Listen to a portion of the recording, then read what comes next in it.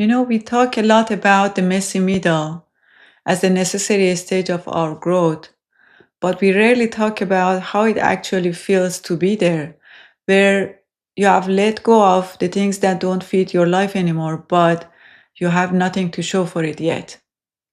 Because in our growth, we eventually get to a point where we have to let go of the relationships that we have outgrown or the job that has been draining us for a while. And that on its own takes a lot of courage. But the phase after that is actually much harder when you have nothing to show for those things, when you haven't been able to replace what you have lost with the better version yet. You have left your job, but the business that you are building isn't successful yet. You have let go of the relationship, but you haven't been able to find a new partner yet. You are doing the work and you can feel the shift internally, but to the outside world and maybe to yourself, it looks like you are getting nowhere. That's where we panic and we feel the shame of not having any proof for the work that we have done. We feel so exposed in that space between who we were and who we are becoming that sometimes we try to go back to our old life. But that's just a mistake because very quickly we realize that we can't stand being there anymore. So sometimes we try to force the new doors open. And even if we do manage to open those doors, we quickly find out that we are where we were before because the new partner turns out to be exactly like our ex. This new business is even more stressful than the job we had before. We even sometimes pretend that we have already got the better version and we perform the healing that we haven't embodied yet. We do all of that because it's really scary to stand there empty-handed. But that terror of standing there empty-handed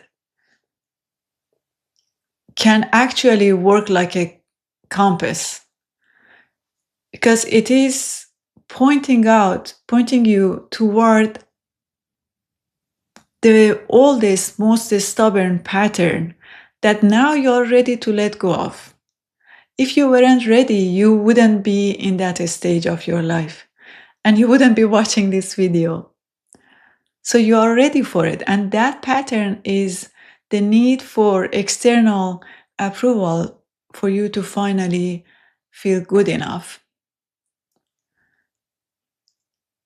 In the messy middle, we don't just lose a job or a relationship or things like that.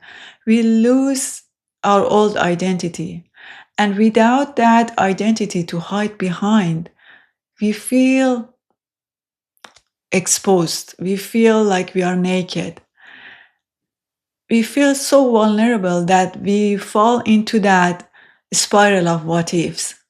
What if I made a mistake by letting go of this and that?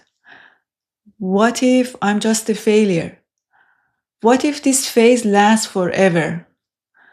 What if I don't find new doors? That uncertainty feels like a threat to our old self because it is so used to things being predictable. Predictability to our old self means safety.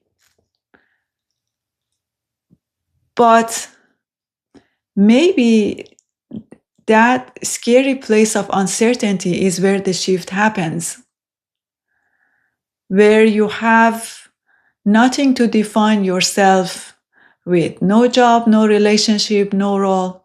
It's just you figuring out who you are without all of that. A few years ago, I heard the story of a famous painter who had been successful for a decade, but then suddenly stopped working for 2 years. Every time his friends asked him, "What are you working on?" he said, "Nothing." After a while, people thought that he had lost his mind or he has got what they call the artist block. But later he said that those 2 years had been the most productive years of his life. Because in those 2 years, he had to wait for that successful painter identity to die before he could let the real artist within him emerge.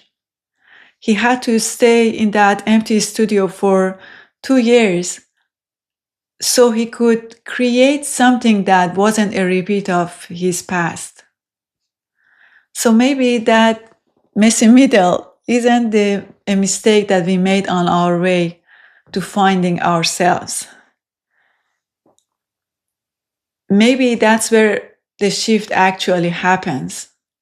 Maybe that's where we have the chance to feel worthy without any proof.